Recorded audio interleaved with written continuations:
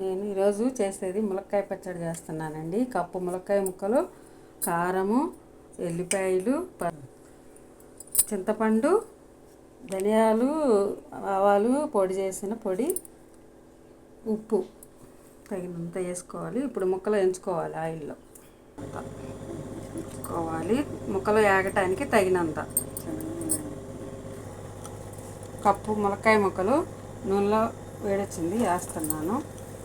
చట్నీకి శనగ నూనె అయితేనే బాగుంటుంది, పల్లి నూనె అయితేనే బాగుంటుంది. వేరే నూనె ఏది కొద్దిసేపు అయితే ఇవి వేడారాలి.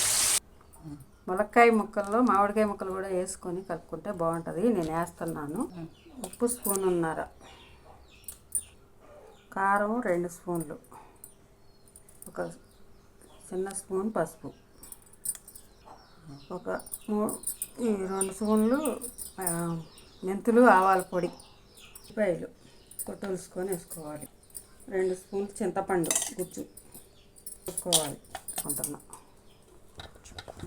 ముక్కలు వేసి కలుపుతున్నా. ఇప్పుడు ములక్కాయ ముక్కలు వేసుకుంటున్నాం. ఇప్పుడు 2 కలుపుకోవాలి. కాచి చల్లార్చిన ఆయిల్, తాలింపు గింజలు, 1 స్పూను ఆవాలు, జీలకర్ర, ఒక చిటికెడు ఇంగువ, వేపాకు దీంట్లో వేసుకుంటున్నాం ముక్కల్లో.